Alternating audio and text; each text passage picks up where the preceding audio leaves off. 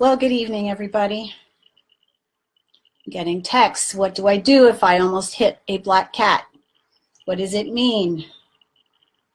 My response, whatever meaning you give it. My sense is you were protected from killing an animal, and that's a good thing. So whatever meaning we give to something is the meaning that it has. All right, I got a couple of questions already. Hi, Paige, how are you? I did not invite anyone, though that doesn't mean that you're not welcome. Anybody? Hi, Meredith, nice to see you. So this is an Ask Me Anything session, and whatever questions you have, it could be about love, manifesting, it could be about relationships, it could be about a dream you had, it could be you need guidance about something. Whatever it is that you have a desire to know about. So, hi David, nice to see you. So tomorrow, hi Nick. Nick is there too. Nick is my hero. He rescued my dog Karma from the jaws of a pit bull. I am forever indebted to that man. Thanks, Nick. Okay, so I just wanted to say that I've already gotten a couple of questions from Marika. And hang on one second, I have to see if I can get there. Oh dear. So one of the things that she asked was, if you're having a meltdown moment, if you are in the middle of, oh my goodness, I'm being triggered, I want to kill somebody, I want to strangle somebody, I whatever it is that's coming up, and you are having a really strong visceral reaction. And that is often when we get off center and off kilter. And it actually happened to me, let's see, about 5 months ago maybe. After my concussion, and my emotions were running very high. And when you've had a brain injury, what happens? Hi Megan, nice to see you. So lots of people from my past are showing up, which I absolutely love. Megan lived next door to us with her family when we were living in Alpharetta. We lived in this nice, really nice neighborhood in Alpharetta when we were in civilization. And Debbie Waterman from my days at Emory. I think we went to elementary school together too, didn't we, Debbie? Okay, so what we're talking about right now is what happens, or what can you do when you're having a really strong emotional response to something. Typically, this is not something that's really coming out of the blue, though we think it is because we haven't been addressing it. So I will just say, when somebody triggers us, it's so easy to just want to throttle that other person, when really, we are the ones that have to take responsibility for it. And we have a tendency to go into blame. And we have a tendency to do that when we feel like we're being victimized. And so we don't want to be thinking like a victim. We don't want to be in that energy. But what I will tell you is, do you remember back in the 50s and the 60s, we used to hear, parents count to 10?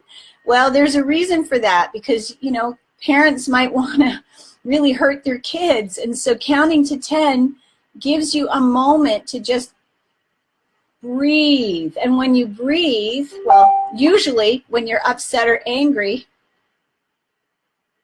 okay, Bettina says that 2 people are making her feel like that right now. Okay, so when we feel like we just want to throttle the other person, and it doesn't matter who it is, it doesn't matter if it's our kids, our husband, our ex, our mom, our dad, it doesn't matter who it is, the fact that we are the ones that are being triggered, it means that we are the ones with the issue. And I'm going to tell you a little story, because it happened to me with my friend Shannon. I live in her guest house on this beautiful property in Newhall, and it's fabulous. I have my own private entrance, my own private driveway. I am out in the middle of this beautiful neighborhood that I couldn't afford normally, but you know, $1-million homes all around. So I am very, very fortunate to be in this situation, and I have 6 animals. And Shannon and I had some unaddressed business. And I know she wouldn't mind me sharing this because we're going to do a video about it probably in another week. So when there's unaddressed business, and I just want you all to just breathe for a second. Okay, somebody sent me a private message. I'll see it in just a sec, Deb. So when we are feeling overwhelmed and really emotional, it's because something feels like the past. Maybe that person is saying something to you that sounds or feels like your mom or your dad.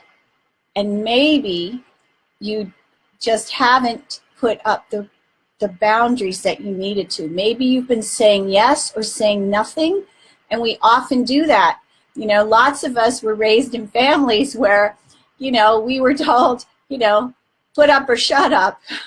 Shut up or I'll give you something to cry about, or something to that effect. So when we have been told not to speak our truth, not to speak up for ourselves, and we're not allowed to set healthy limits and boundaries, what often happens is as we get older, and here we are, you know, 30s, 40s, 50s, and beyond, if we haven't been setting good boundaries, then this stuff becomes really big. And rather than being something small that we can easily address, we blow up. And that's what happened with me. I blew up. And so a couple of things were in place. I had been, and I'm giving this as my example because I think that if I can tell my story, I had been cleaning horse stalls for 6 months and working really, really hard and in the heat, 110-degree heat, and I just felt like I was being given more and more and more jobs to do and not appreciated. And that, you know, that's the way it was in my childhood. And also, rather than me speaking up and saying, no, I won't do that, or no, I can't do that, that's in addition to what we agreed to, I just kept my mouth shut. And now, that wasn't my friend's problem that I kept my mouth shut, because she's quite adept at taking things. She's very used to somebody pushing back, and once I did start to push back, she's fine with it. But while I was silenced, while I was not speaking what was in my heart or in here, and just stifling what I wanted to say, I was getting angry. And now, was it her fault that I was angry with her? No. So she was teaching me a lesson. I wasn't learning the lesson. It took me 6 months till I exploded. And you know, we're good now. And now, the minute something is not right, I message her and I mention it and I bring it up. Could we do this differently? Could we do that differently?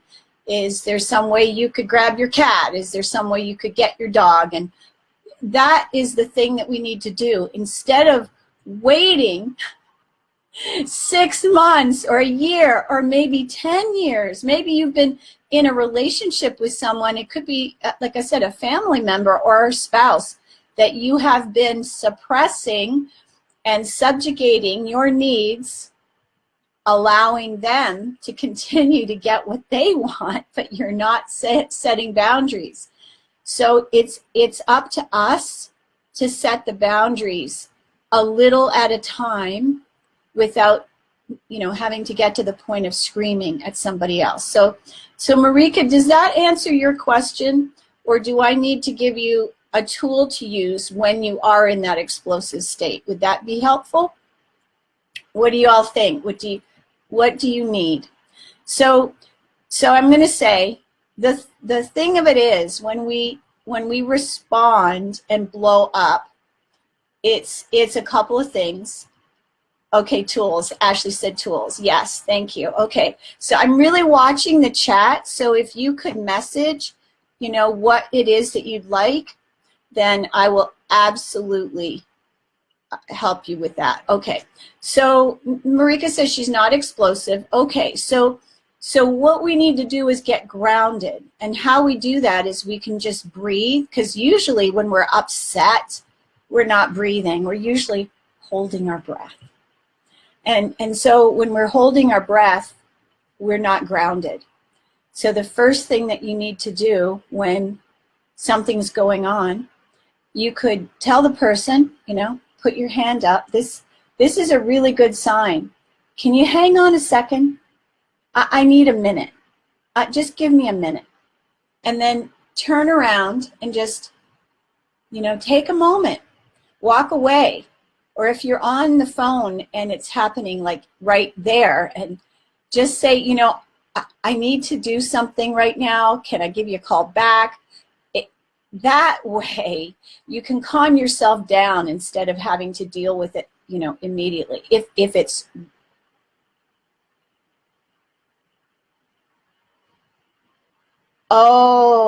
okay. I misunderstood the question then.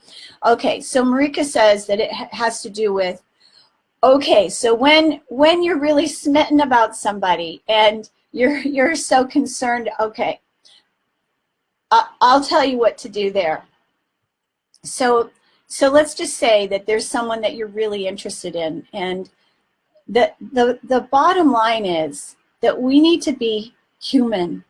We need to be who we are. We need to be as authentic as we can be. And, you know, it's okay to tell somebody, you know, I'm pretty excited to be with you. You know, that I'm all full of bubbles. I'm feeling really happy.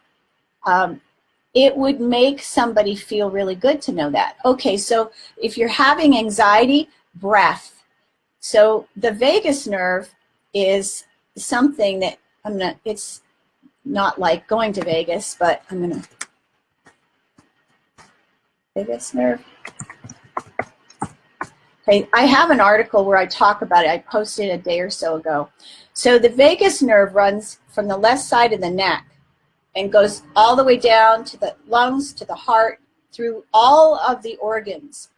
And the vagus nerve, it is an amazing organ. If you read anything about it, using this breath, and I can show you how to do it, where you take 30 breaths, you know, and you hold your breath, so you're breathing in through your nose, out through your mouth, in through your nose, out through your mouth, 30 times. And, you know, do that before you're going to be going somewhere, so you're really oxygenated. Your blood and your organs are really at their peak performance. You're going to feel a lot better. But my sense is when you're anxious, you're not breathing. And a couple of deep breaths, absolutely, Philip. Yes. So when we're anxious, it happens because we're not breathing.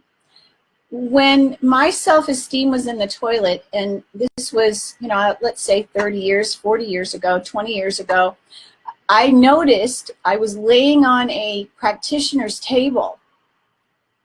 And laying on that table, because I was quiet and peaceful, I'm going to give you something else too. I recognized I wasn't breathing. I was holding my breath much of the time. I mean, for almost 40 minutes or more. So when we are barely breathing, we're not affirming life, and our organs aren't functioning properly. Our blood's not oxygenated properly. So the biggest issue most people have today is a lack of breath. And yoga helps with that. Meditation helps with that. So, you know, put your fingers together, and I passed a meditation on to Marika today, which she did, and I think that helped her. It goes through, so you're meditating and you are breathing, and with each breath you use the fingers 8 times to count the number of breaths. So it's called soul sync meditation.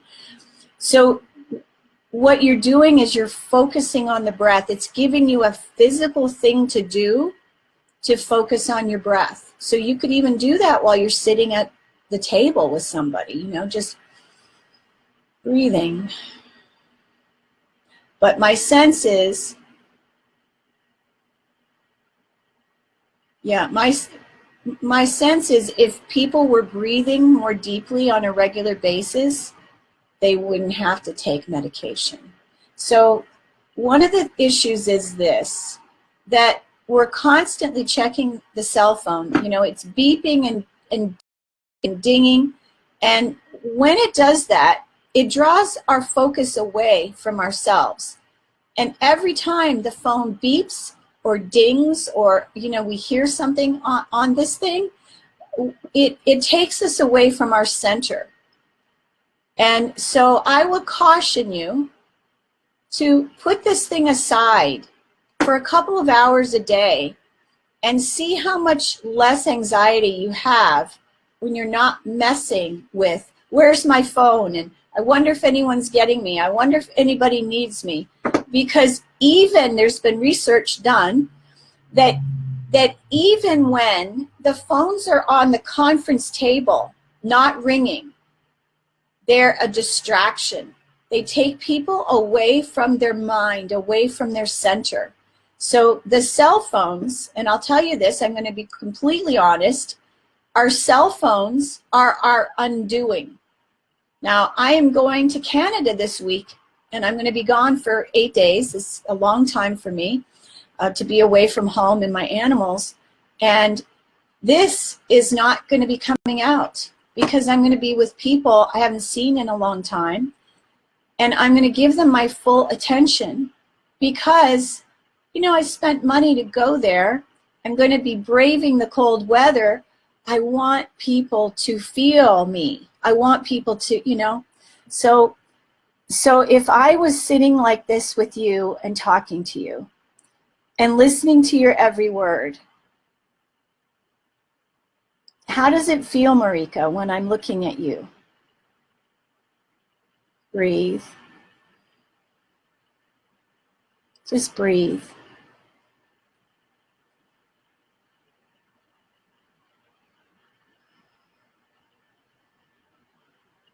So just, you know, that couple of minutes there while I was just breathing, I felt myself calming down.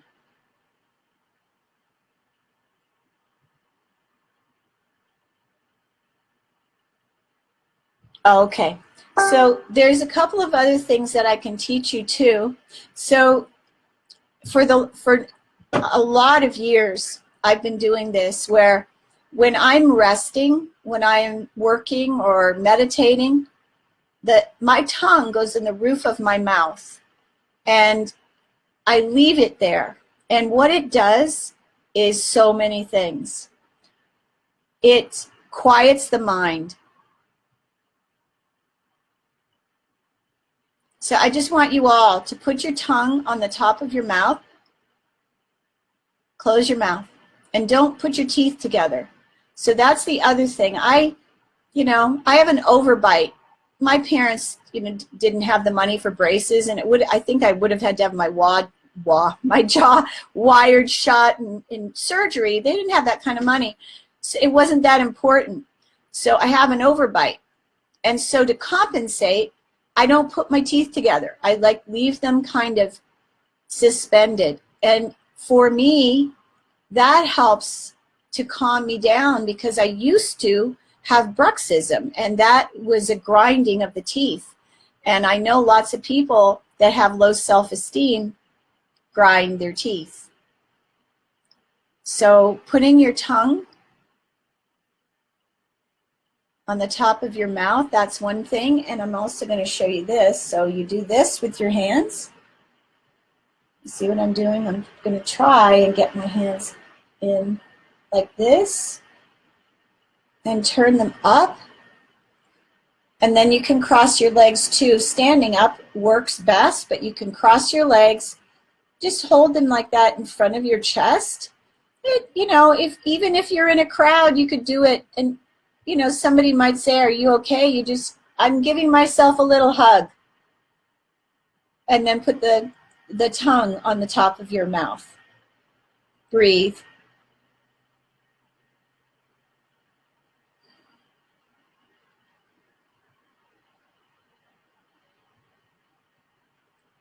So is everybody breathing? I feel like everyone has calmed down.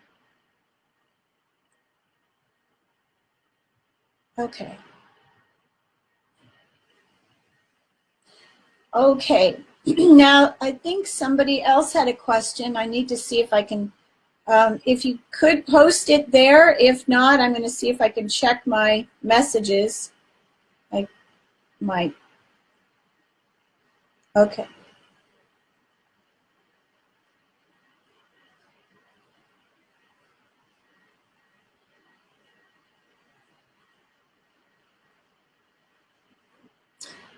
Okay. Does anybody else have a question?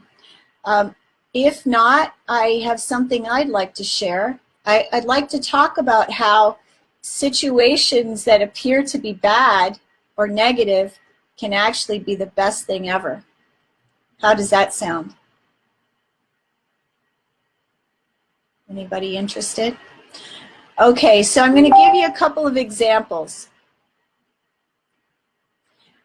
Let's just say, you know, you're married, and you know, I have people come to me that they're married and they want their husband back. It's usually the woman that wants their husband back instead of the other way around.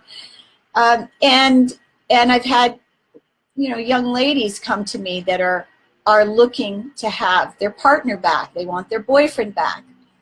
And meanwhile, let me just give you a couple of examples of the things going on in these relationships. Maybe the man's had an affair, or maybe he's thinking about having an affair, or maybe he's not working, or maybe he's out till 4 o'clock in the morning every night, coming home late. Maybe he's not contributing to the marriage and the financial pot, or you know, maybe he dumped this person and, you know, he's gone off with another girl and then he's broken up with her and he flirts with someone else. So you're seeing all these behaviors, but these ladies are wanting these men back. Now, from my perspective, I see, because I'm not attached, I'm out of the picture, I'm kind of above it. Oh yes, they're working too much. Absolutely. And I look at the situation and go, you know what? You're so lucky. Here you are. He's left you. You've got a house. You can do whatever you want. But what happens is we're so attached. We can become so attached to the relationship, even more so than the person. And, you know, I was talking to someone earlier today, and that often we stay in bad relationships because the idea or prospect, I just want you to breathe for a minute, the idea or prospect of being out in the world dating again is so abhorrent to you. It is the last thing that you want to be doing, is being back in the dating world or to be alone. And let me just say, for someone, like for me, I can be an introvert and I can be an extrovert. I can be very happy by myself, but I used to be codependent. I used to have a relationship, but now I'm in a place where I so love and respect myself and revere me that unless the relationship is going to raise me up to a higher level in all ways and be the icing on my beautiful cake, I'm not interested. So I think that we all have to raise our levels of expectations so that, first of all, love you first. Love yourself first. Heal, you know, heal or heal thyself first. And when we're happy with us, then we're not going to take crap from somebody else. We're going to look at that and go, hey, you don't like the fact that I'm the full-time mom, the full-time worker, the full-time everything, and that's not good enough? Okay. you know, I see it as a great gift, and that she's got many opportunities out there waiting for her. Okay, let's just say maybe you get fired or laid off from your job, and that happens too. So the way I look at things, when I see something that appears negative, and I say appears, I look at it as, I wonder how this could be the best thing that ever happened. When we go into that wonderment, and when I say wonderment, we look at the situation from above with the eyes of a child with non-attachment. And then we could see the infinite possibilities that could be way greater, because maybe losing that job, maybe you hated the job, or maybe it wasn't what you really wanted, or wasn't what your heart desired. So we always have to change the way we're looking at something and look at the infinite possibilities, so turn and face the other direction. Now, Philip commented that we often lose ourselves in relationships. Well, I would say that when we don't love ourselves completely, we don't accept ourselves completely, and we're looking for someone to complete us, then we can lose ourselves in relationships. But once we come to a place of loving and accepting ourselves for who and what we are, then we hold ourselves in higher regard, and we want someone else that does the same. And when we're codependent, that's when we put the relationship above our personal well-being. Okay, I'm looking to see. Hello, Amy. Nice to see you, and new people that join. Tazarius, thank you for joining. Hello, everyone. Okay, hang on 1 second.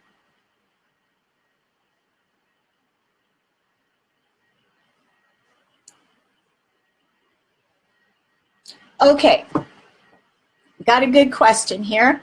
So if you want to send me a message, if I'm, one of your friends, you can send me a message or request here on the chat.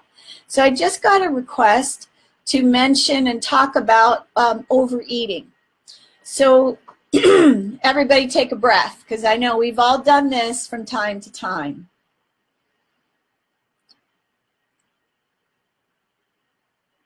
There's a lot of reasons for overeating. And one of the things that I've noticed, and it's happening less for me today than it used to, but when I felt empty inside, when I felt lost, when I was upset, when I was having emotions bubble up, when I was having challenges in my relationships or with my family members, then I would often sit down with a half a gallon of ice cream and sit in front of the TV and just, like a robot. And when we're eating like a robot, the issue is that we're unaware. Hi, Kimberly. So when we get to that place of not being aware of the way we're eating, and it can be in different ways, maybe driving in the car where you just are robotic. It's a matter of not being connected with yourself. You're not grounded in your body. And so the first thing I would say is, before you start to eat, bless the food. And all you have to do is put your hands on either side of it. I bless this food to my highest use, and that I will eat in moderation. And so, you're putting that intention into the food. So that's one way. Another is to serve it out in a portion. But what I would recommend you do is, what am I feeling now? What is the emotion that's coming up for me now that is asking me to see and feel it? And oftentimes it's something that we don't want to look at, or we've been stuffing systematically for years, decades, maybe a lifetime. And when we stop stuffing the emotions and we start recognizing what it is in the moment, and all we have to do is move into it and ask to feel it fully, take a deep breath, because that holding the breath is causing you to stay in that place of disconnection and numbness. So you want to breathe and just, what is this emotion I'm feeling? Where have I felt it before? Was it associated with my mother, my father, my brother, my sister, or an ex perhaps? When did I feel this way last? What did I do that last time? Asking questions and waiting for an answer, you're going to get the connection with your high self, your divine self, or your guides are going to come through, and you're going to get some answers. And when you have answers, then you can say, okay, maybe I need to journal about this, or maybe I need to go for a walk and I need to think more about this.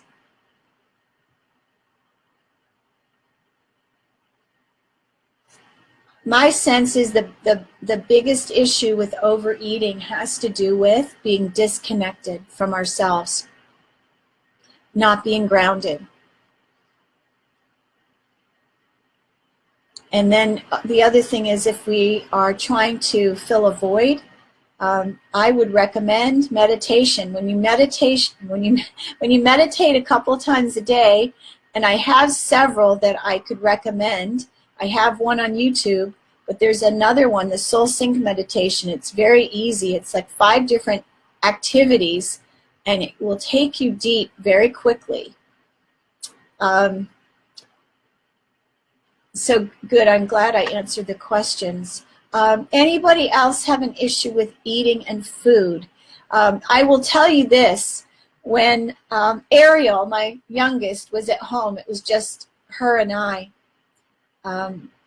And I guess her older brother, she seemed to have more issues with Adam than with David.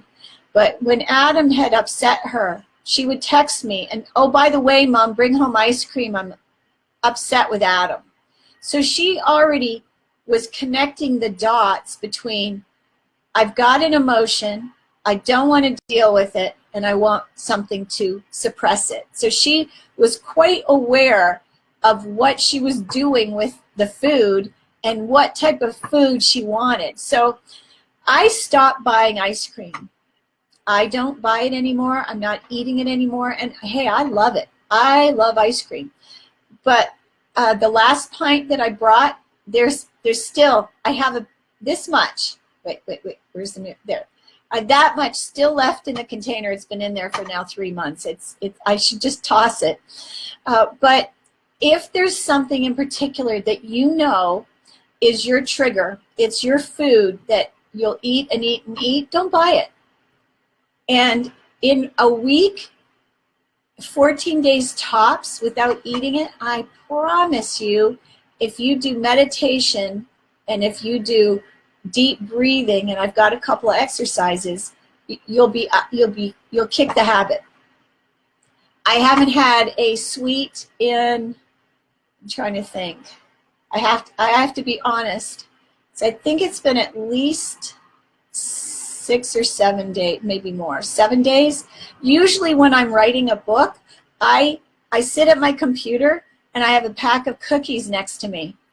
And so about a week ago, I said, okay, no more cookies. I'm going to stop doing that.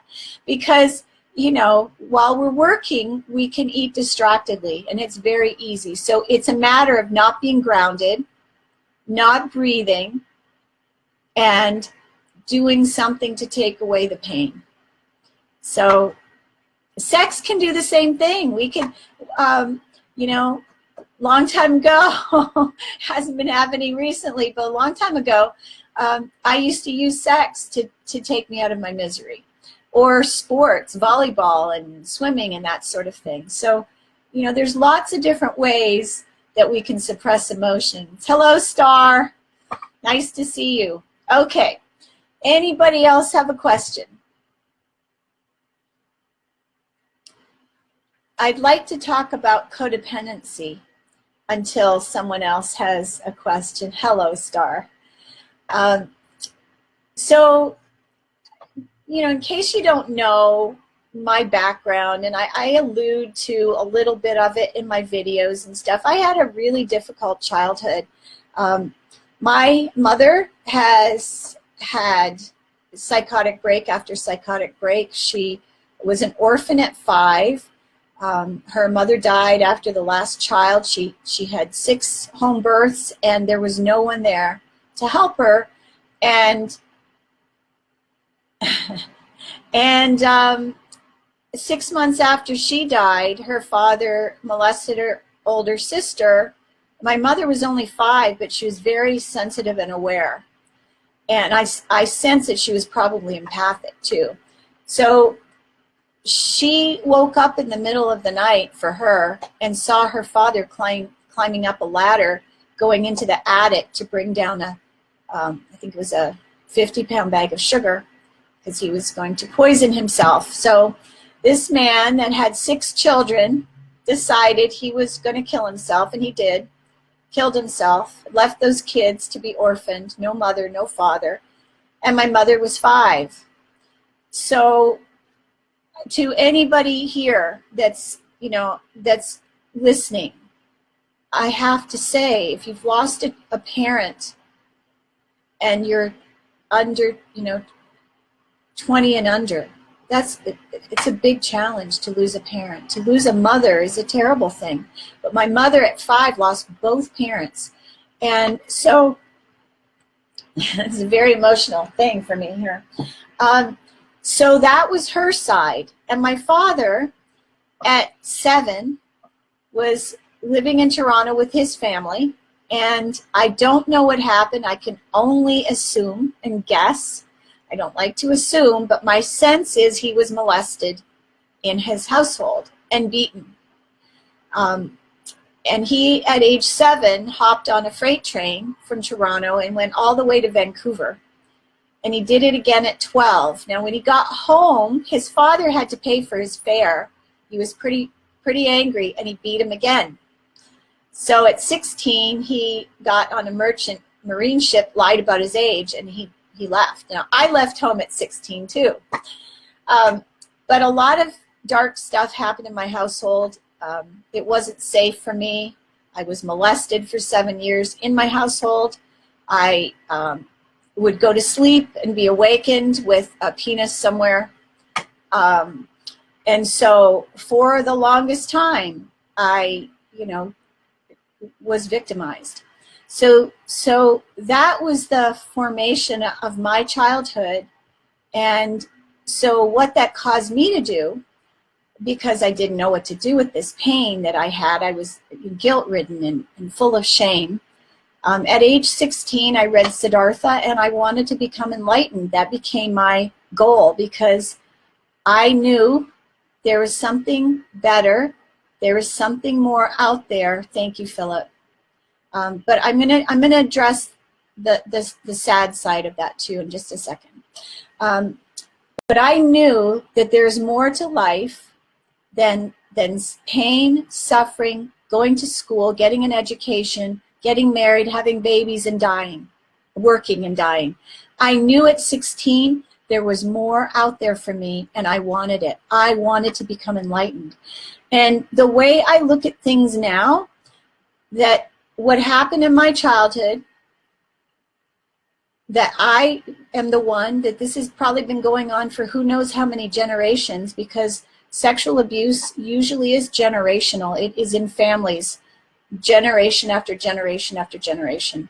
And, it happened in my mother's family too.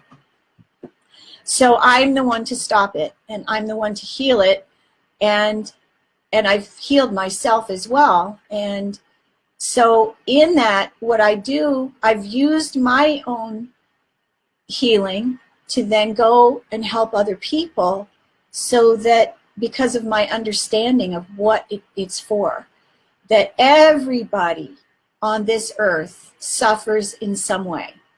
Everybody has some sort of trauma, whether it's a learning disability or the loss of a parent or the loss of a child or the loss of a mate. There's so many different traumas that people can have. So that trauma is not supposed to cripple us. It's not supposed to keep us there in suffering.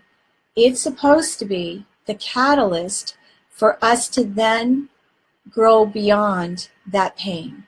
And, you know, pain is the catalyst for growth.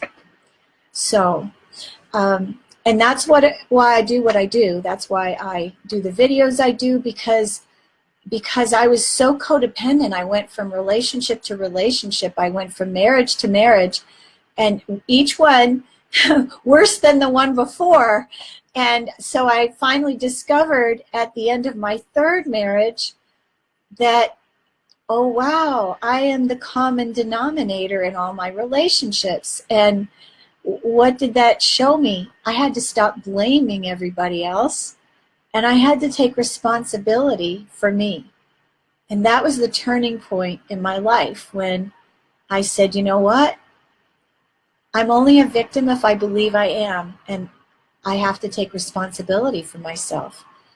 And so, you know, I tell my story only to teach that you can overcome it no matter what it is, and that we're here to be happy. We're here to express that happiness and joy in various ways, and to take whatever it is that we're given by the Creator or by the universe, whoever you want to say did it for us, that's all a gift. And we're to learn the lessons and learn really how to let go, to be completely authentic instead of a fake version of who we are, to really love fully. And I'll tell you, my kids have helped me, my animals have helped me, yeah, it's never too late to turn our lives around. And you know, I'm 63, 2018, and I don't want to. I'm not rushing it, but I will be 64 later this year. I am so happy with who I am, what I'm doing. You know, I've done lots of different things. I was a flight attendant. I did sales. I actually did what they used to call it, I sold bodies. I used to do like a manpower type of placement agency type thing. I sold dictation equipment. I did training for Mohawk Data Sciences. I've done all kinds of things. And I had a landscape business from 2001 to 2011. And I absolutely loved that. I became a master gardener first. And I have to say, doing people's yards and gardening, and I did feng shui in the garden. And that was an amazing, amazing business. That was my first business, and I became a hypnotherapist in 1998 and energy healing in 2007. So, enough about me. What would you like to do next? Because I have a little bit more time. I was going to go the full hour. So Helen has said, this has been a wonderful testimonial. It's never too late to turn our lives around. Thank you, Helen. Helen and I met when I was doing a part-time gig on Fiverr a number of years ago when I was getting my coaching business going. I still have a presence on Fiverr. I'm just not doing anything there anymore. But my page is still up, the Self-Love Guru. And, you know, that year I did thousands. I did 3,000 clearings in less than 12 months on Fiverr. And it was, that's where Helen and I met. So she joined me in Facebook. So let's see. What does I want to know what you need. Because if you ask for your need to be met, I'm sure there are other people here that have the same need. If it's how to overcome a challenge, Oh, how do I clear the sadness I feel from my children? Okay, Star. All right, so I'm going to tell you a little story. So this is the way it's meant to be. And is it okay if I use the F word? So this is what happens. Our parents mess up our lives. You could say they F up our lives. And then we have our children, and then we mess up their lives. And then they have their own experience of dealing with whatever has rolled down the pike for them. And what we have to do as parents is, see this? Heart ties. Heart ties. Pull the heart ties, Star. Let's do this together. Okay, because we're not supposed to be attached. We are supposed to love without attachment. What does that mean? We give them all our love, we teach them all we can, and then we let them go. Fly, little birdie, fly. That's what we're supposed to do. We're not supposed to hang on, and we're not supposed to hear all the crap that's going on in their lives. So you turn that off, tell them to stop it. You don't want their drama. Take it over there. My kids don't involve me in their drama. Thank the Lord they don't do that. I'm so grateful. My daughter doesn't call me up and say, no. Josh did this, Josh did that. No, she doesn't do that. And she's my youngest. So I don't know if it's because they don't want to hear my suggestions, but they very rarely ask. They might ask me for a clearing. So what we have to do is let go. And we have to love without attachment. We love them at a distance. We've done everything we can possibly do as parents. And then they have their own experience. They have their own mistakes to make, their own lessons to learn, and let them go. You just have to, whatever. Okay. Gee, that's too bad. So there was a psychologist when I was going through my divorce with Ariel's dad. And he was a psychiatrist, actually, wonderful man in Atlanta. And he had this big poster on his wall. And I asked him about it because he said that we should never tell our children that we are proud of them. Excuse me 1 second. And I said, really? I just want to repeat that because I want you to really hear me. So we should never tell our children that we are proud of them. So why do you think that might be? Does anybody have any idea?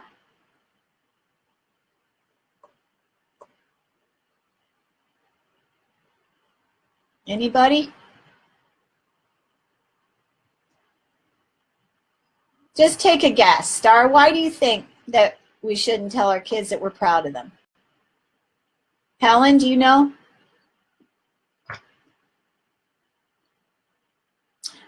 I'll give you the answer. Okay, take a breath, everybody.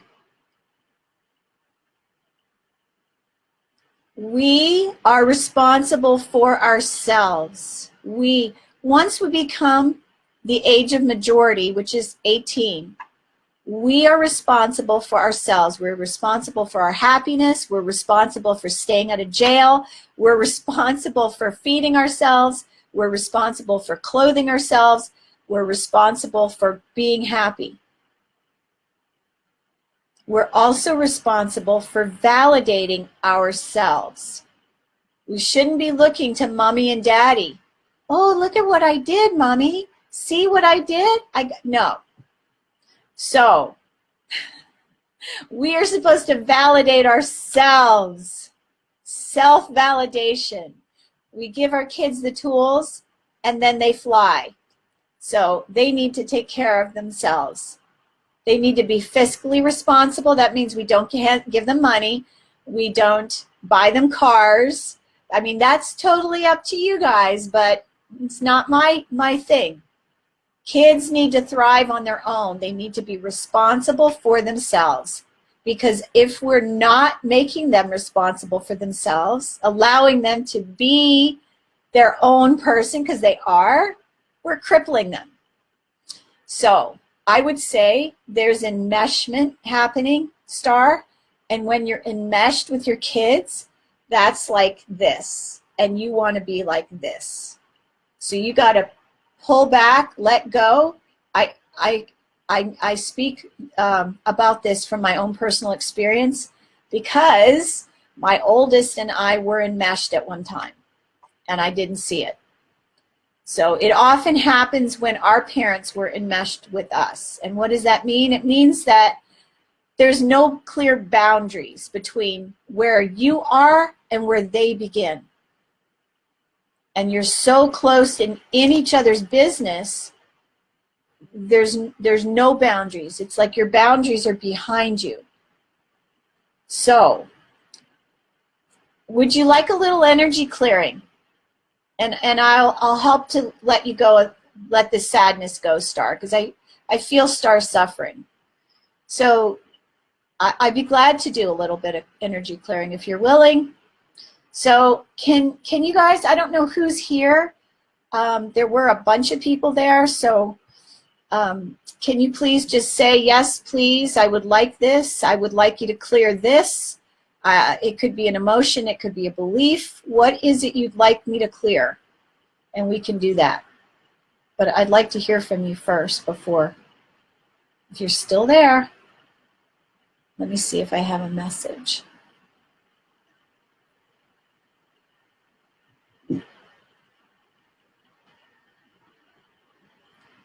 All right, I can clear sadness. So I want to talk about loving without attachment. Somebody's asking for my email address. By the way, my email address, if you need it, it's, I forgot there for a second. What is it? JenniferElizabethMasters@gmail.com. JenniferElizabethMasters@gmail.com. I will give it to you.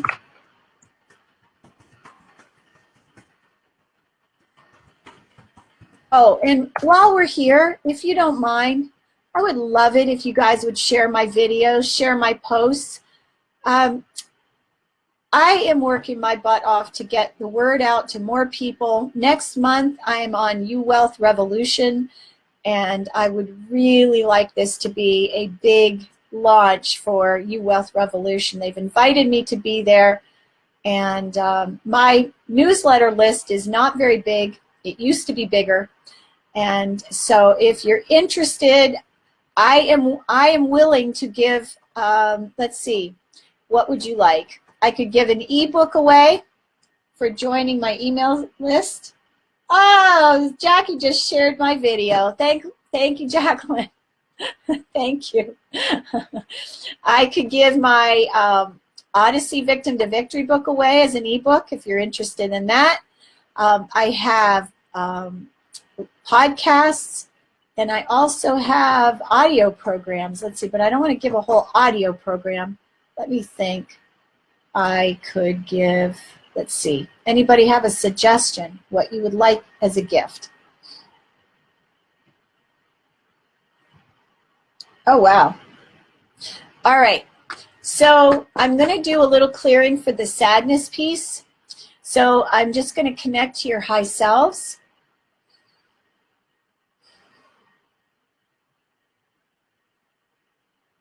And in the meantime, I just want to say that what you want to do is, everyone has a heart tie.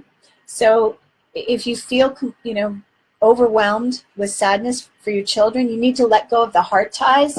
So a heart tie is here in the middle of your chest. I'll just lift up a little bit right here. And what you want to do is you're going to put your fist there, pull, extend your arm out all the way, open up your palm, and say, I release you with love. It's like this. Open up your palm. I release you with love. So the middle of your chest, you put your fist around the cord, pull it, it's invisible. I release you with love. And that would be helpful.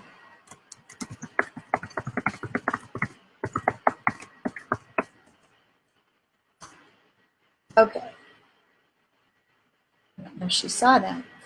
Okay, so here we go. I'm going to do just a little bit of a clearing. Everyone, take a deep breath.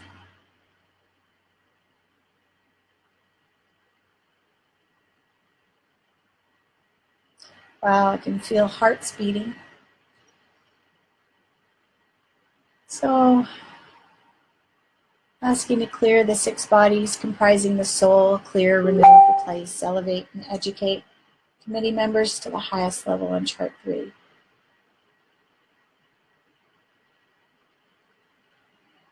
Clear vortexes, portals, veil of illusion, dark worms, wormholes, toxic streams, Illuminati, dark angels. Ask to apply grounding to your bodies and energy bodies. So ask to clear sadness.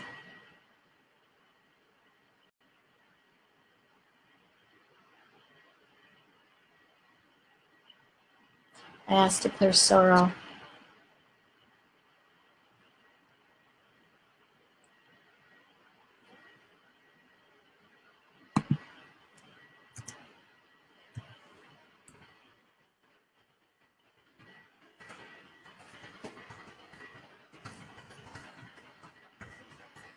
Ask to clear grief.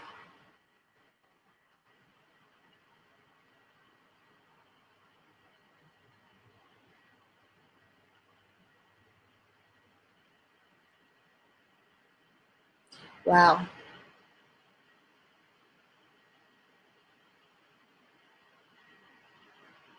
And I ask to clear anxiety.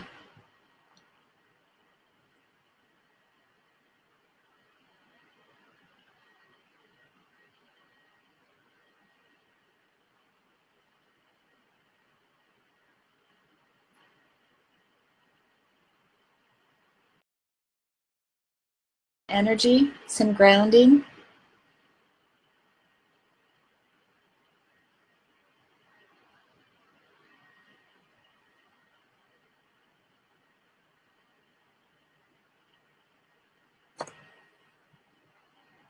All right, I am going to do a Cascade of Miracles prayer. I'm asking for a cascade of miracles to surround each and every one of you. I ask for this cascade of miracles to expand to all areas of your life, for your finances to be strong, your bank accounts to be filled, abundant, for your health to be vibrant, and for you to experience deep and connected love in your relationships. So I'm going to close, everybody. Thank you so much for watching. I really appreciate you being here. Many blessings to you all. I love you. Thanks for watching. Good night, everyone.